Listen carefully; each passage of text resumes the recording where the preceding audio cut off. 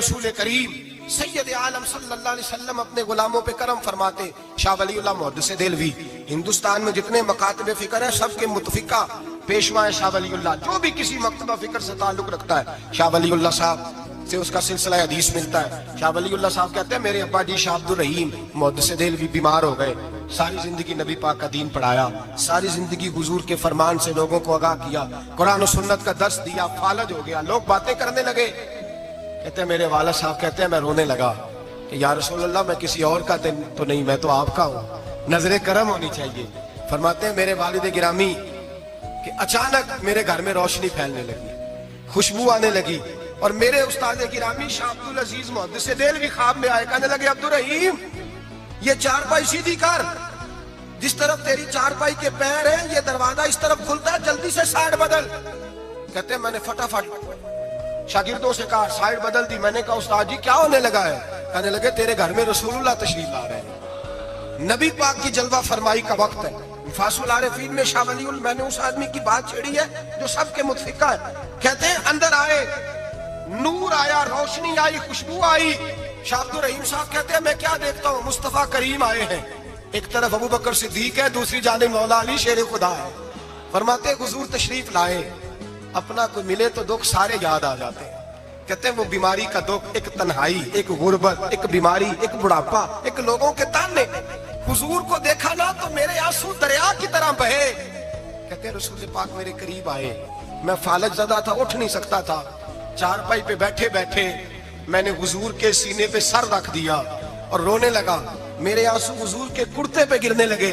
کہتے ہیں نبی پاک کی داڑھی مبارک میرے چہرے سے لگنے لگی.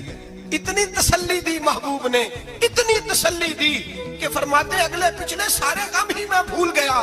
مجھے لگا کہ دنیا کا خوش قسمت خوش نصیب شخص میں ہوں, اور مجھے فرشتے جن اور انسان سلامی دینے آ رہے ہیں. شاہ عبد الرحیم صاحب کہتے ہیں جہاں جہاں درد تھی نبی پاک نے دستے شفا پھیرنا شروع کیا. کہتے ہیں ہاتھ حضور کا لگتا گیا, شفائیں اللہ عطا فرماتا گیا. فرماتے شفائیں دوڑ گئیں, خوشبوئیں پھیل گئیں, طاقتیں آ گئیں. فرماتے حضور نے تھپکی دی, کہا بس کر دے, میں آج ہو گیا ہوں, میں آج ہو گیا ہوں. تسلی دی مصطفیٰ کریم, تسلی. خواب میری وچ آیا پاہی, میں اودے گل وچ پا لئیاں باواں, پھر ڈر دی ماری اکھ بھی نہ کھولاں, کتے پھر وچھڑ نہ جاواں.